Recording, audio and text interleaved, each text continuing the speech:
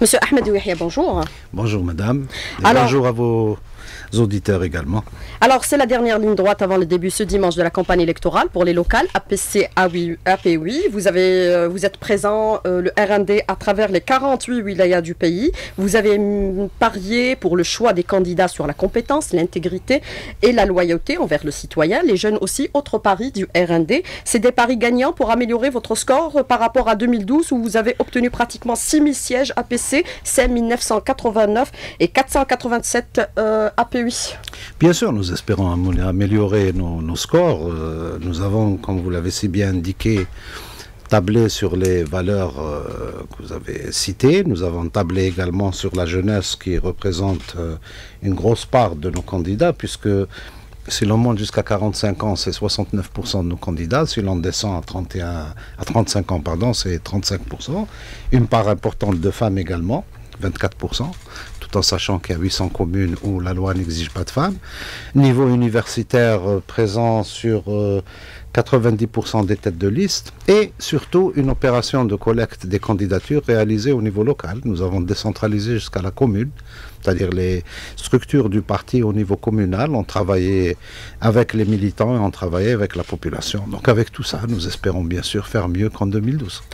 Pour les femmes, sont-elles fortement aussi représentées au niveau de vos listes, puisque certains partis politiques n'arrivaient pas à mobiliser? Est-ce que vous avez rencontré les mêmes difficultés? Non, nous n'avons pas les mêmes difficultés, puisque maintenant nous comptons dans nos rangs presque 25 000 militantes. Et je ne vous cache pas, nous avons toujours, comme toute la société algérienne et même toute la classe politique algérienne, un peu de misogynie que nous sommes en train de dépasser graduellement. Mais comme je vous l'ai dit, nous avons 24% de femmes sur le total de nos listes.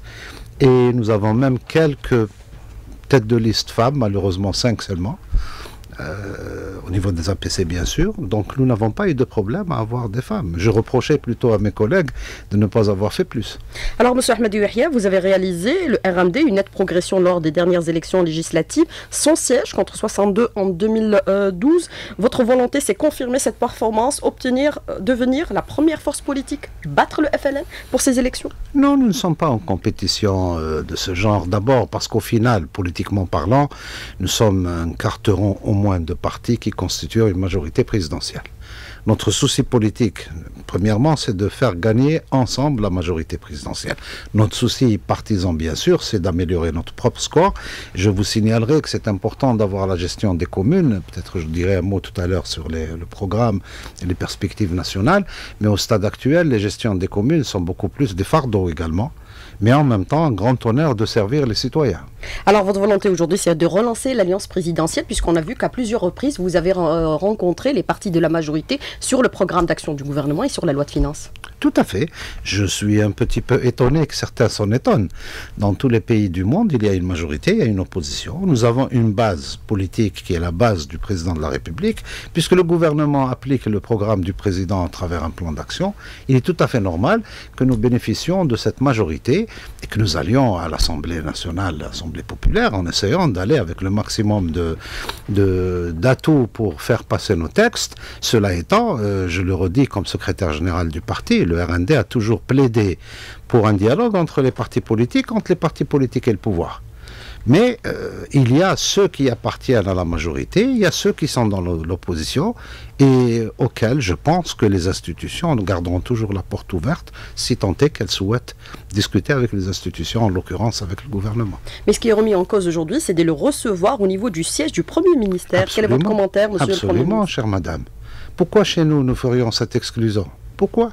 Ailleurs, regardez, prenons au moins un pays démocratique, personne ne peut le contester, que nous connaissons très bien par un passé colonial que nous avons subi. Pourquoi en France, le pouvoir politique ne reçoit pas sa majorité à l'Élysée, à Matignon? Il y a cette culture qui doit évoluer en Algérie. Nous sommes heureux, politiquement, je parle de mon parti, de moi-même d'abord en tant que personne, que mon pays ait une telle effervescence politique et même une telle pluralité. Nous en sommes à 75 partis politiques. Mais il faut que nous apprenions qu'il y a des règles ici comme dans le reste du monde qui doivent se décanter et que le pouvoir politique, en l'occurrence le gouvernement, n'a pas à avoir de complexe à discuter avec sa propre majorité. Vous êtes disposé à recevoir les partis de l'opposition à leur demande ou si cela s'imposait, monsieur Ahmed Yahya? Là, vous me faites glisser vers ma deuxième situation, bon, je ferai une petite exception. Je pense que je l'ai dit en tant que Premier ministre publiquement, ils sont les bienvenus s'ils le demandent. Alors, le programme électoral du RND est puisé dans sa globalité de l'action du gouvernement, du plan d'action du gouvernement. Il est fait référence à la promotion et développement local, la décentralisation, la gouvernance, la démocratie et consensus local. Est-ce qu'on peut considérer aujourd'hui que c'est l'action même du RND sur le terrain qui se répercute?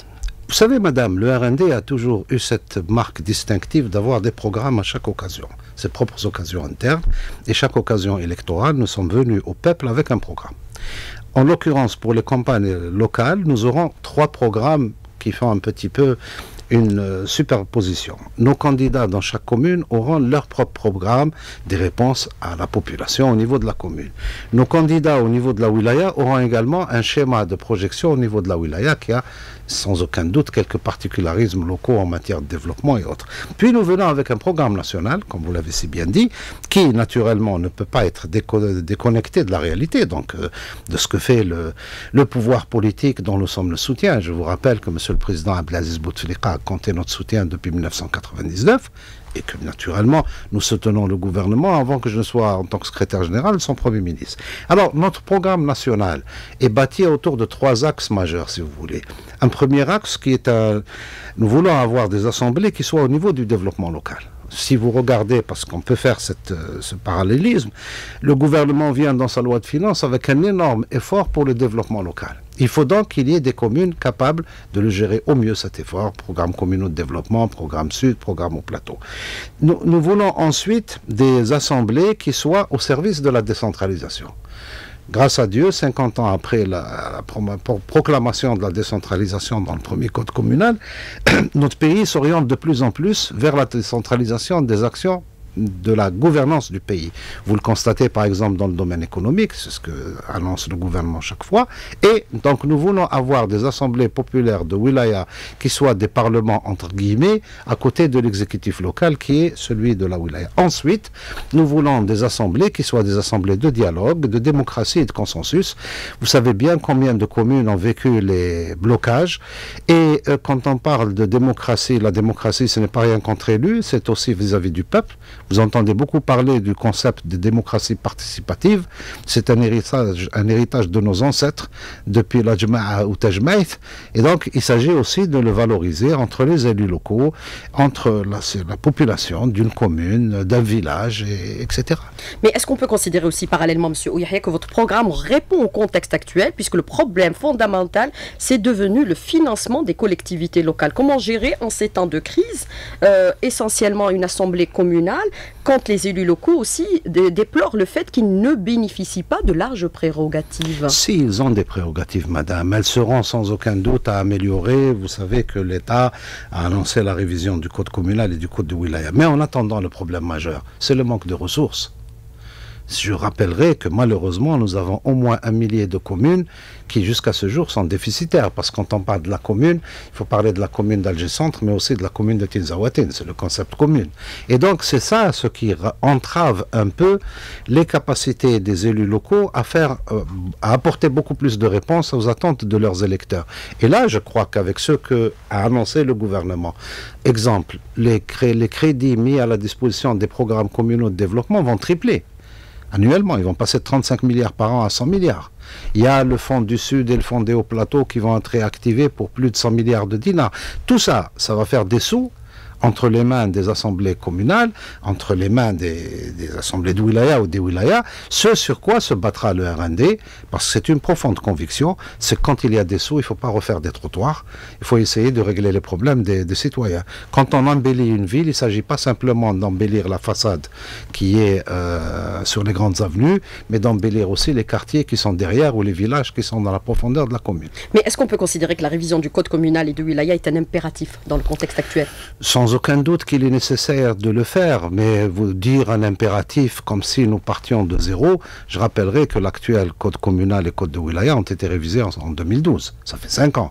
Il faut les mettre à jour. sans aucun doute. Et c'est, je crois, ce qu'a annoncé le gouvernement dans sa feuille de route. Mais comment consacrer aujourd'hui la décentralisation de façon concrète dans le nouveau code communal et de wilaya pour une répartition équitable de la richesse locale? Certains considèrent que certaines communes sont favorisées parce qu'elles sont riches par rapport à leurs gisements existants sur leur territoire et d'autres sont pauvres. Et nous savons qu'aussi dans le domaine agricole, l'agriculture n'est pas fiscalisée. Alors, d'abord, la répartition équitable, ou la solidarité, comme nous le disons en Algérie, entre les communes, elle existe déjà. On a ce qu'on appelle un fonds commun des collectivités locales, qui s'appelle d'ailleurs depuis quelque temps Fonds de solidarité entre les collectivités locales.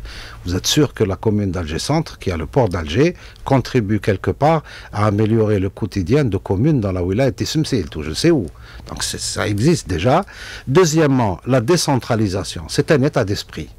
L'Algérie, sous le président Bouteflika, est venu faire un chemin de reconstruction nationale. Il fallait passer par la paix, il fallait rattraper les retards de développement socio-économique. Maintenant que nous sommes arrivés à la phase d'amélioration de la gouvernance, je peux dire, il faut que le pouvoir central accepte de se départir de quelques morceaux de son autorité pour les transférer au niveau local. Ça a été la croix et la bannière pour convaincre le pouvoir central d'accepter qu'aujourd'hui, la décision relative à l'investissement soit une décision qui se prenne au niveau de la wilaya. Et mon rêve personnel et notre rêve au RND, c'est qu'un jour, comme ailleurs, nos wilayas se disputeront les investisseurs pour créer plus de richesses. Donc c'est des dynamiques, c'est des états d'esprit, c'est des momentum parfois, c'est des conjonctures qui font que les priorités s'alignent les unes après les autres. Mais peut-on considérer qu'il faudra encore soutenir les collectivités locales considérées comme étant pauvres aujourd'hui et qui n'ont pas de ressources? Définitivement, sinon nous serons condamnés en tant qu'État, et le parti du RND ne le souhaite pas, nous serions condamnés à fermer quelques centaines de communes. Donc le soutien est tout à fait nécessaire, la solidarité intercommunale est aussi nécessaire. Et j'ajoute, créer une commune est un acte souvent politique ou sociopolitique. Il y a des communes qui, par définition, par les paramètres dont elles disposent, n'arriveront jamais à être autonomes. Je ne veux pas citer de communes pour ne pas choquer les habitants de ces communes, mais nous avons dans l'Algérie profonde des centaines de communes qui, avec tous les efforts de développement possibles, seront encore dans le besoin. Quand vous avez une commune qui, pour la traverser d'un bout à l'autre, vous faites 180 km, c'est autant de besoins, autant de problématiques. Alors certains, dans votre, bien sûr, programme électoral, ce qui est décliné, c'est la loyauté envers les citoyens. Mais aujourd'hui, ce qui est relevé, c'est une perte de confiance du citoyen envers son élu par rapport à certains. Ils considèrent que certains viennent se porter sur les listes des partis politiques pour s'enrichir. La preuve étant, vous avez donné quelques indicateurs par rapport au phénomène de la corruption ou les poursuites judiciaires dont ont fait l'objet aussi vos militants. Sur les 6000, vous avez 200. Tout à fait, parce qu'il ne faut pas cacher, comme on dit dans un proverbe populaire, le soleil avec un tamis. La société algérienne, avec tout ce qu'elle a vécu comme secousse pendant toute la terrible décennie qu'elle a vécue et puis les relâchements qu'elle a connus, est malheureusement victime du phénomène de la corruption qui est aujourd'hui répandu à plusieurs niveaux. Donc, par quel Saint-Esprit les élus locaux auraient échappé à cela? Nous sommes heureux et fiers de venir dire à l'opinion publique que la famille des élus du RND, sur plus de 6000, nous avons eu malheureusement 200, pas plus, et que sur les 200 qui ont été poursuivis, nous avons eu une cinquantaine qui a été condamnée. Nous aurions voulu venir dire zéro poursuite, zéro condamnation. Enfin, c'est la réalité qui est là. Et ensuite, en tant que parti politique, nous faisons de notre ligne de conduite du suivi des élus un sacerdoce.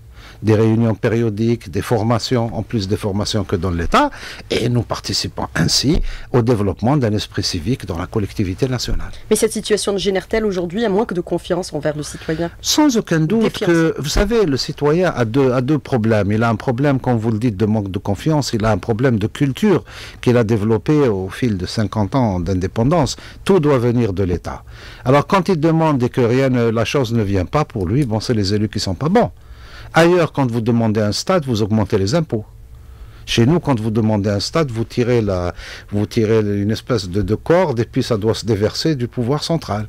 Quand le pouvoir central était à l'aise, je n'ai jamais été partisan du terme bouh-bouh-hamalia, quand on était à l'aise en tant que pays, bon, il y a eu des programmes. Aujourd'hui, on vient de traverser une période où nous étions en train de connaître l'assèchement total. Grâce à Dieu, le président a pris une décision qui a permis de débloquer ce qui est appelé financement non conventionnel, qui permet de relancer, et justement, si je termine par ça pour votre réponse, nous allons même arriver à des dégels de programmes qui ont été gelés, des écoles, des polycliniques, etc. Alors, quand vous êtes citoyen d'une commune X, et que vous aviez une école que vos élus vous ont annoncée parce qu'elle était programmée, puis on vient vous dire vous, en tant que citoyen, l'État pour vous, c'est qui? C'est le maire, c'est l'élu. Après vient le président, ou vient le ministre, ou vient autre chose, mais votre tête-à-tête politique avec l'État, c'est votre élu. Et bien sûr, ça crée des situations qui ne sont pas des plus réjouissantes pour les élus. Alors, M. Ahmed Yahya, beaucoup de questions pour cette deuxième partie de l'invité de la rédaction. Également beaucoup de questions des auditeurs qu'on abordera dans un tout petit moment. Par rapport à la révision de la loi électorale, M. Yahya, le consensus est acquis pour son amendement, mais il aurait fallu le faire avant, pas après ces échéances électorales, à savoir les législatives et les communales. C'est l'aveu même du président de la haute instance de surveillance des élections, M. Derbel. Pour lui, cette révision est un moyen pour améliorer le processus électoral et lui donner tout son sens en tant qu'expression de la volonté collective. Il aurait fallu l'amender avant? C'est une option pour laquelle le RND n'est pas d'accord pour deux raisons. La première, la loi électorale remonte au début de l'année 2016. Nous en sommes à une année. Elle a été mise à l'épreuve une fois déjà, c'est-à-dire les élections législatives. Elle va subir son deuxième test. Deuxième chose, je m'excuse, il y a une culture de laxisme que le RND ne partage pas. On est en train de contester par exemple les signatures. Nous sommes pour les signatures. Il faut un minimum de canevas. À quoi servirait-il de laisser le citoyen dans une commune donnée faire face à une cinquantaine de listes? Y a-t-il 50 programmes? Troisièmement, il y a aussi une tentative de laxisme de dire l'administration ne doit pas contrôler. L'administration doit contrôler.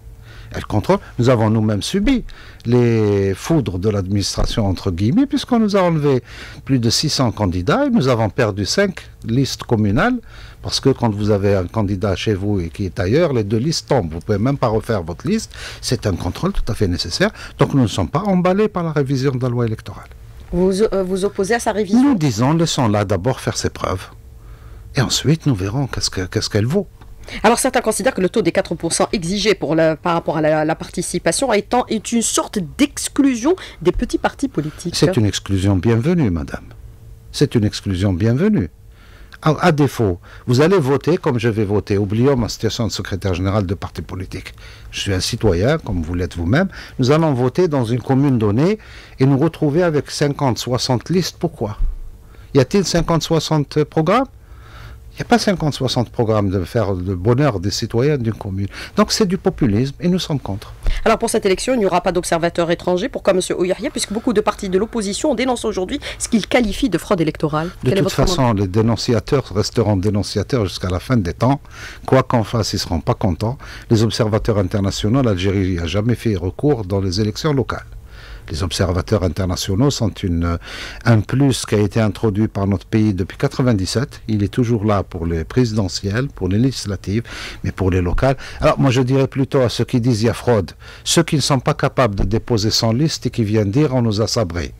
Et ceux qui demain n'ont pas la capacité d'encadrer par leurs propres observateurs, comme la loi le permet, les bureaux de vote. Il y a un proverbe populaire qui dit mais justement par rapport à cette question, est-ce que vous considérez que toutes les dispositions sont prises pour assurer la transparence et la crédibilité du scrutin? Sans aucun doute que les élections en Algérie sont parmi les mieux organisées dans les pays de notre sphère géopolitique. Mais il ne reste pas des lacunes? Sans aucun doute. Mais laissez-moi vous dire, si en Algérie, le vendredi, le ministère de l'Intérieur dirait « Écoutez, patientez jusqu'au samedi pour qu'on annonce les résultats », le ciel tomberait sur la tête des Algériens. C'est déjà arrivé dans une très vieille démocratie au monde, l'Angleterre, les résultats sont donnés 3 jours après. Donc, disons, c'est la théorie du verre à moitié plein ou à moitié vide. Moi, je dirais qu'il est aux 3 quarts plein. Il reste encore un quart. Nous faisons de mieux en mieux. Nous avons maintenant cette instance indépendante qui n'existait pas avant. Je suis sûr qu'elle sera plus opérationnelle qu'elle l'a été aux législatives, parce qu'aux législatives, sa naissance est arrivée quasiment à 1 mois des élections. Cela étant, à la fin, bien sûr, même un parti comme le RND aura quelques critiques à faire. Il dira là-bas on m'a volé, là-bas on m'a bloqué. C'est arrivé normal. Pour les législatives? Non, bien sûr que c'est arrivé, ça arrivera encore, mais ça fait partie. C'est comme si vous me dites qu'en football, il n'y aura jamais de match où vous ramassez un joueur blessé. Ça se passe comme ça. Mais justement, la grande crainte aujourd'hui, c'est l'abstention. Redoutez-vous, monsieur Ouyahia, un taux élevé d'abstention pour cette échéance? D'abord, nous allons nous battre pour faire en sorte que la participation soit meilleure. Mais comment mobiliser le citoyen aujourd'hui quand on parle de crise de confiance? Je veux vous dire encore une fois, madame, les élections locales mobilisent toujours mieux que les élections législatives parce que le rapport est un rapport direct. Nous sommes une société qui a encore ses valeurs et ses traditions. Nous sommes encore une société où l'esprit du village travaille, l'esprit de la tribu travaille. Tout cela va jouer. Ce qui fait que, quel que soit X, le score des élections locales sera meilleur que le score des élections législatives. J'ajoute que si échec il y a, j'entends beaucoup de voix qui commencent par dénoncer par anticipation, ce sera d'abord l'échec des partis qui sont candidats, y compris le mien. Mais justement, j'allais aborder cette question. Certains considèrent l'abstention comme une sorte de sanction à l'égard des partis politiques qui n'arrivent plus aujourd'hui à mobiliser. Vous partagez ce point de vue? Lequel parti politique rejette la balle, c'est une sanction contre le pouvoir. Je crois que la culture démocratique est une culture qui est en train d'évoluer en Algérie. Il y a saturation de l'espace politique par le fait que nous avons énormément de partis. Il y a évolution de la culture de tout avoir de la part de l'État à venir à une culture de plus d'efforts. Il y a une évolution de partis qui de plus en plus doivent venir avec des programmes. Vous avez eu la gentillesse de citer tout à l'heure notre amélioration en tant qu'RND aux législatives. Je crois que, elle est due quelque part à la qualité de nos candidats. Elle est due aussi que nous sommes venus avec un programme, alors qu'il y avait très peu de programmes dans la course, je vous le rappelle. Mais comment on peut décrypter aujourd'hui le phénomène de l'abstention qui prend de l'ampleur? L'abstention n'est pas une spécificité algérienne, madame. Si je prends les États-Unis d'Amérique, la première puissance démocratique au monde, la seconde première puissance économique, deuxième puissance démocratique dans l'histoire, si je peux dire, ils élisent un président des États-Unis avec moins de 50%. Alors, en France, on connaît des élections. Aujourd'hui, vous admettrez avec moi que c'est Bruxelles qui fait le sort des Européens, comme on dit. Et pourtant, à élire le Parlement européen, il est élu parfois à 24% de participation. Alors, des questions d'actualité politique actuellement, Monsieur Ouyahia. Le gouvernement justifie le recours au financement non conventionnel comme étant seule et unique alternative pour faire face à la crise financière, sans quoi les salaires n'auraient pas été versés pour le mois de novembre. Une alternative aujourd'hui qui est contestée et remise en cause par les partis de l'opposition et certains économistes qui avertissent sur les conséquences de cette disposition sur l'économie, entre autres la dévaluation de la valeur du dinar et le pouvoir d'achat des citoyens qui risquerait d'être fortement affecté. Je prendrai 60 secondes avec votre permission. Primo, l'opposition qui critique ce système est celle qui demandera pendant la campagne beaucoup plus de populisme vis-à-vis des citoyens. Alors je rappelle aux électeurs que ceux qui vont venir leur promettre la lune étaient ceux qui voulaient faire en sorte qu'ils ne touchent même pas leur salaire. Secondo, les experts, j'ai déjà eu à le dire dans mon autre fonction, les experts font de la théorie, le gouvernement est obligé de gérer les problèmes des Algériens. Tertio, d'évaluation du dinar, jusqu'à l'heure où nous parlons, il n'y a pas encore de mise en place du financement non conventionnel. Le dinar glisse, il glissera autant tant que nos réserves baisseront, d'où nécessité de fermer de plus en plus les portes dans notre commerce international pour importer autant que nous gagnons comme recettes extérieures. Quattro, d'évaluation du pouvoir d'achat des citoyens. L'année 2018 va bientôt commencer. Nous verrons si l'inflation sera 2 chiffres, à 3 chiffres ou même à 4 chiffres, comme l'a dit un éminent, entre guillemets, ancien responsable et ancien expert économique. Le temps sera l'arbitre entre les théoriciens et ceux qui sont dans le devoir de gérer les soucis des Algériens. Et préserver le pouvoir d'achat des citoyens aujourd'hui, c'est votre cheval de bataille au niveau du RND? Nous en faisons un cheval de bataille sans populisme et démagogie. Alors, nous disons que nous devons travailler plus, faire plus d'efforts, être plus compétitifs dans l'économie mondiale parce que nous ne pourrons pas nous enfermer tout seuls et améliorer le soutien de la population et le pouvoir d'achat et le soutien aux classes les plus défavorisées. Alors l'informel prend une grande ampleur dans notre société. Vous avez implicitement reconnu l'impossibilité de le résorber, voire même de l'éradiquer. Comment faire face à cette situation puisque certains aujourd'hui appellent les pouvoirs publics à changer la monnaie? Je serais très heureux. Justement, je serais très heureux que quelqu'un vienne nous apprendre qu'il y a un pays où il n'y a pas d'économie informelle. 1. 2. Changer les billets. Alors, au bout de 6 mois, ils réinjecteront leur masse monétaire et ils les retireront en nouveaux billets. Ça ne changera strictement rien. La bataille de l'informel est une bataille collective. Les pouvoirs publics doivent combattre l'informel, le tissu économique doit le combattre et le citoyen doit le combattre également.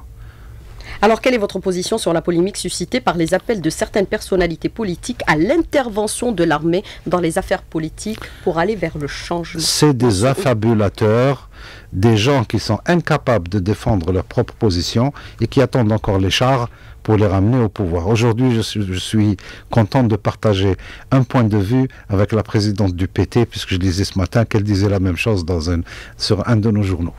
Alors, autre question, Monsieur Ouihia, par rapport aujourd'hui à la liberté d'expression. Aujourd'hui, certaines parties considèrent qu'il y a un rétrécissement de la liberté d'expression en Algérie. Quel est votre commentaire? La preuve étant, certains disent qu'il y a un site qui a été aujourd'hui bloqué.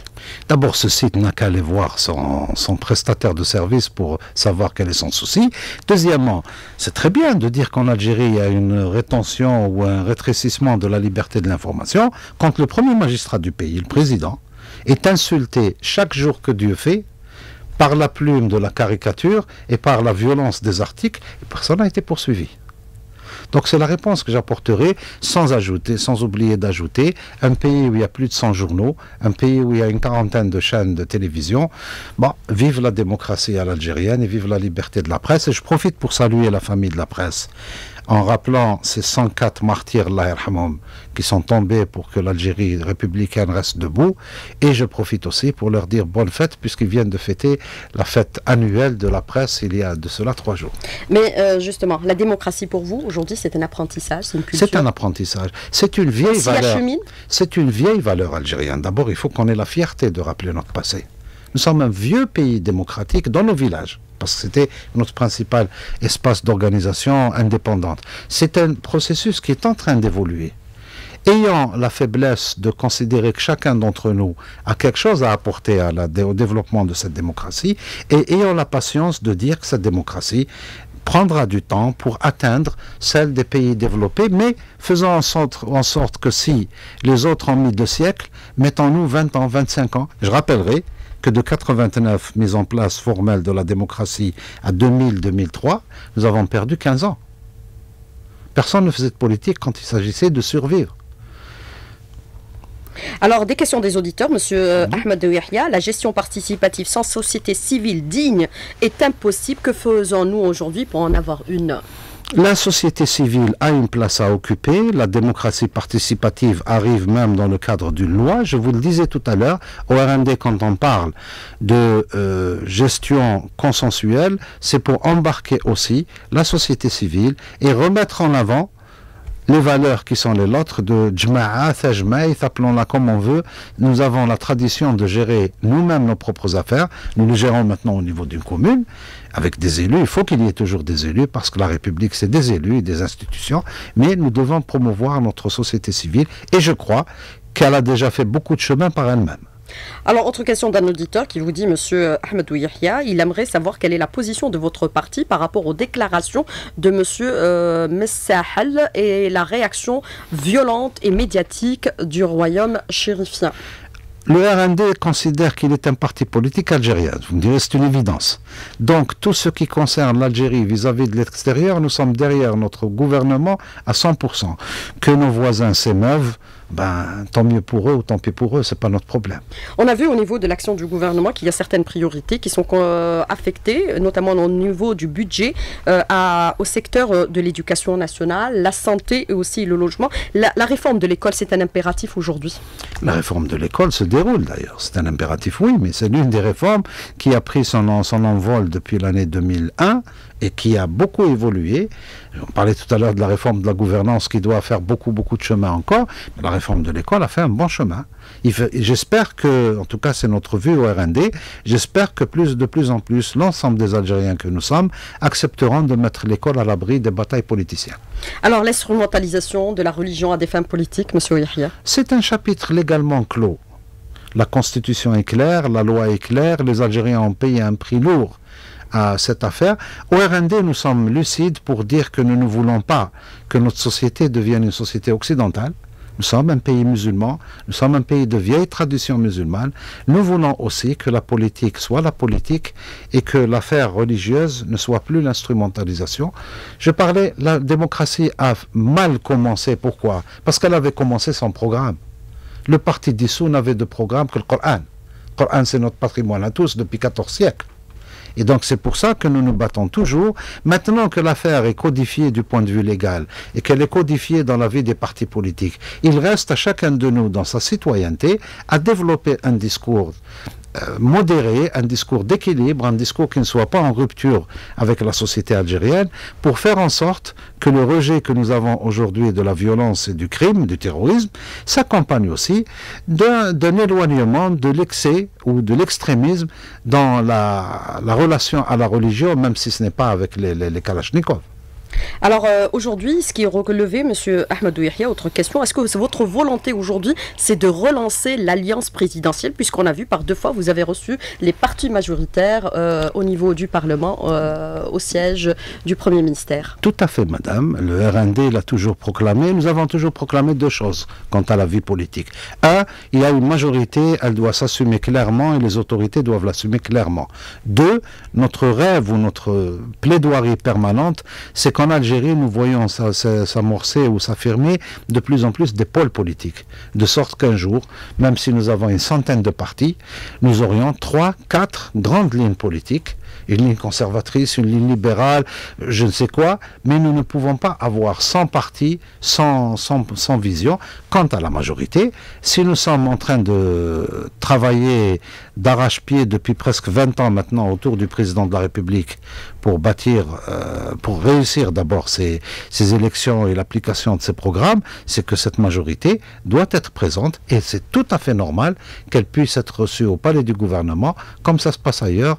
Je citerai le cas de la France, par exemple. Alors aujourd'hui, autre question d'un auditeur qui vous dit, nous sollicitons les électeurs lorsque arrivent les échéances électorales. Quel est votre commentaire? Ça, c'est quelqu'un qui est isolé dans son bon balcon ou face à sa petite télé. S'il était sur le terrain, il saura que les militants sont derrière les citoyens matin et soir et que les élus sont des militants qui sont non seulement derrière les citoyens matin et soir, mais sont en devoir du fait qu'ils ont été élus de faire leur job. La politique, ce n'est pas se réveiller à 3 mois des élections et puis retourner comme des ours à son hibernation et puis revenir pousser des gueulantes, si vous me permettez l'expression, et venir critiquer le pouvoir ou insulter les autres. Comment relancer notre économie aujourd'hui pour un peu limiter notre dépendance des hydrocarbures? Certaines parties ont appelé pour relancer cette économie, cette machine économique, à une amnistie fiscale. Une amnistie fiscale, au RND, nous ne sommes pas contre. Et nous l'avons écrit dans le programme pour les législatives. Pourquoi? Si nous pouvons, on parlait tout à l'heure de l'économie informelle, si nous pouvons aspirer une masse de sous pour qu'elle revienne dans le circuit économique, c'est toujours du bénéfice pour tout le monde, l'État et la société. L'Algérie pourra-t-elle dépasser aujourd'hui cette crise financière aujourd'hui avec le programme qui est mis en place, Monsieur Ouyahia? Parce que si on se réfère aux déclarations des uns et des autres, le tableau est noir. Oui, le tableau a été noir et votre humble serviteur a été parmi ceux qui l'ont dit. Il l'a dit d'autant plus qu'il y avait des raisons d'espérer. Nous avons apporté des solutions. Maintenant, oui, l'avenir est prometteur, avec 2 ou 3 conditions. Beaucoup d'efforts, beaucoup de rationalité, moins de populisme et moins de démagogie. C'est la responsabilité de toute la classe politique et de tous les acteurs et des gouvernants, bien sûr. Alors, autre question d'un auditeur, il vous dit aujourd'hui, est-ce qu'on peut considérer que les jeunes ont de l'espoir dans ce pays, Monsieur Bien sûr qu'ils ont de l'espoir. Bien sûr qu'ils ont de l'espoir. D'abord, ils n'ont pas de patrie de rechange. Et ensuite, ils sont les enfants d'un immense pays dans lequel les étrangers croient peut-être parfois plus que ses propres citoyens. Et je les renverrai à ce cri d'espérance qu'a laissé un grand homme qui s'est sacrifié pour l'Algérie. Hassan Allah yarhamou. Il y a de l'espoir en Algérie. Qu'est-ce qu'on fait pour les jeunes? On fait beaucoup de choses pour les jeunes. Il n'y a pas un pays qui donne ce que l'Algérie donne, peut-être pas de la manière la plus organisée.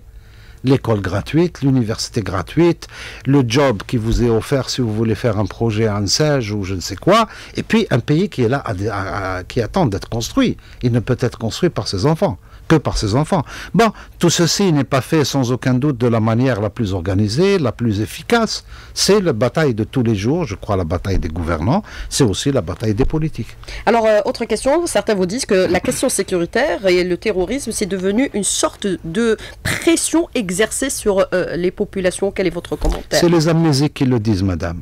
Je vais vous partager avec vous un commentaire strictement personnel. Lorsque le pays avait déclaré l'état d'urgence en 1991, J'habitais une cité, bon, c'est une cité de cadres, les gens étaient tout contents, moi parmi eux. Et puis, quelques temps après, ils commençaient à dire « Oh, jusqu'à quand ils vont nous maintenir sur l'état d'urgence ?» Je leur ai dit « J'ai peur qu'un jour, nous aurions à pleurer ces moments où vous êtes en train de bronzer à l'ombre des chars. » Grâce à Dieu, ce moment est dépassé. Mais il ne faut pas qu'on soit amnésique. J'ai vu le tapage qui a été organisé contre l'émission qu'a faite la télévision. La mémoire doit être cultivée. Et je rappellerai un slogan de notre glorieuse révolution qui est autre chose que la lutte contre le terrorisme. Ikhwani la tnsaw shuhada. Allah yarhamhum rahmatillah. Rappelez aux gens les dangers, ce n'est pas le pouvoir qui manipule l'instrument de la peur. Non, la peur est à nos frontières. Alors, autre question d'un auditeur qui vous dit, est-ce qu'il est nécessaire aujourd'hui et est-ce que le RND est favorable pour un débat national sur des questions d'intérêt national, comme par exemple l'exploitation des gaz de schiste? Absolument. Nous souhaitons des débats. Nous souhaitons des débats économiques, nous souhaitons des débats sociaux, nous souhaitons des débats sur des thématiques précises, gaz de schiste par exemple. C'est ça, c'est des débats. Ce n'est pas le débat comment faire partir le pouvoir. Parce que ce débat n'a pas de sens. Il faut tout simplement attendre le moment venu d'aller aux urnes et de mobiliser assez pour battre le pouvoir, si c'est l'opposition qui espère le battre. Certains considèrent aussi, autre question d'un auditeur, que le gouvernement est en train de faire beaucoup de concessions pour les hommes d'affaires. Quel est votre commentaire au RND? Heureusement que nous, au RND, nous n'avons pas de complexe quant aux hommes d'affaires ou, si vous voulez, aux entrepreneurs qui construisent le pays. De plus en plus, l'Algérie sera construite par les entreprises privées. C'est une vérité incontournable ici et ailleurs. Alors faisons la part des choses. Ceux qui font ce procès, j'aurais souhaité les voir faire le procès du conteneur. J'aurais souhaité les voir faire le procès de l'import-import. Nous avons de temps en temps des déclenchements de campagne contre X ou Y. L'Algérie de demain sera l'Algérie des entreprises, sera l'Algérie des efforts des jeunes auxquels on donnera de l'espace, sera l'Algérie des citoyens, nous tous, qui gagnerons en esprit civique. Alors, où sont passés les 1000 milliards de dollars d'investissement de 99 à ce jour, M. Ahmed Yahia? Je répondrai, si c'est un jeune qui pose cette question, je lui dirai, vous les avez dans des stades et des universités. Si c'est un adulte qui la pose, je lui dirai, vous l'avez dans les hôpitaux, les logements de votre wilaya et l'autoroute qui traverse notre pays. Si c'est une vieille ou un vieux qui sont de nos aînés respectables, je lui dirai, vous les retrouverez dans la subvention que l'État donne chaque année. Alors, c'est un discours qui ressemble un peu, si vous voulez, au fameux slogan des 26 milliards. J'invite chacun à se rappeler quel a été le désastre auquel a contribué ce slogan. Cette fois-ci, alhamdoulilah, les 1000 milliards sont visibles puisque c'est des choses matérielles. C'est plus de 9000 écoles construites, c'est plus de 100 hôpitaux, c'est des choses qu'on peut prendre une heure pour les réciter dans leur totalité ici. Et vous êtes en votre qualité de secrétaire général du RND. La subvention, justement, M. Ahmed Yahia, faut-il aller vers la révision du modèle de subvention actuellement, puisque certains considèrent que nous subventionnons les produits et non les personnes? C'est une évolution impérative. Pour nous, au RND, ce n'est pas un slogan parce qu'un jour, la directrice générale du FMI est passée par Alger pour le dire, à l'époque, pour nous inviter à ne pas consommer notre gaz et le vendre aux Européens. C'était ça le fin fond de l'histoire. Chez nous, ce qui est certain, c'est que nous devons avancer. D'abord, plus nous créons de l'emploi et du revenu pour les gens, moins ils seront dans le besoin d'être subventionnés. Secondo, nous considérons que la subvention, c'est selon les niveaux de revenus. Mais passer d'un schéma à un autre, ça se prépare. Et nous sommes heureux de voir que le gouvernement accorde le temps nécessaire à cette préparation pour ne pas prêter le flanc à des exploitations politiciennes, encore une fois. Alors, autre question d'un auditeur, devons-nous avoir confiance en nos gouvernants, M. Ahmed Yahia? Est-ce que certains d'entre eux ont failli ou devraient-ils réussir malgré la situation actuelle qui est très difficile? Puisque le RND au gouvernement, c'est sûr qu'il va vous dire qu'il faut avoir confiance en eux.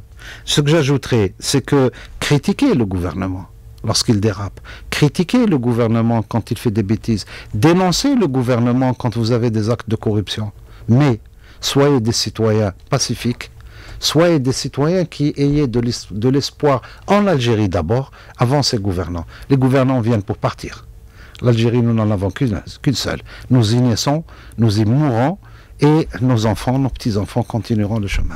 Alors, est-ce que la justice s'applique à tous? À ceux qui sont impliqués dans des affaires de corruption, seront-ils poursuivis? Je crois qu'il y a des poursuites. Je crois que le ministre de la Justice, je l'ai entendu comme tout le monde il y a un mois, 2 mois, annoncer qu'il y a X milliers d'affaires. Maintenant, il y a eu des explosions de pétards qui, avec le temps, se sont révélées des injustices. Ce que Sonatrach a vécu, je l'ai dit, je le redis, je le redirai jusqu'au jour où je fermerai les yeux, beaucoup d'injustices ont été commises. Ce qui a été fait contre Cheikh Ibrahim, il y a beaucoup d'injustices qui ont été commises. Je parle de ces cas qui font l'actualité contemporaine. Il y a des cas dans le passé également. Ces situations ont-elles porté préjudice à l'Algérie aujourd'hui? Sans aucun doute. Ahmedou Yahya, sans aucun par doute. rapport aux investissements des gens étrangers qui disent qu'il y a une instabilité juridique en Algérie. Sans aucun doute. Vous savez, madame, l'Algérie, c'est comme une très très grande famille. Quand l'image d'une famille est perturbée par des, qu'en dira-t-on, des cris et des bagarres, ça fait pas beau pour la famille dans son village. L'Algérie, c'est la même chose. Quand on crée des situations réelles ou surfaites, ou parfois même inventées, à ce moment-là, c'est pas beau pour l'Algérie. La stabilité juridique, nous sommes de ceux qui défendent la nécessité de ne pas passer son temps à réformer les lois, d'essayer de les appliquer toujours un peu plus. C'est ce que je vous disais tout à l'heure, même sur une loi qui n'est pas économique, la loi politique de la loi électorale. Faut-il être confiant? Dernière question. Bien sûr qu'il faut être confiant. Bien sûr avoir confiance en tout le monde? Mais définitivement. Il faut être positif dans la vie. Notre religion l'enseigne, la philosophie universelle l'enseigne, le vécu au quotidien l'enseigne. Monsieur Ahmedou Yahya, merci d'avoir répondu à nos questions et d'avoir été en direct avec nous ce matin dans le studio. Merci beaucoup. À bientôt. Merci.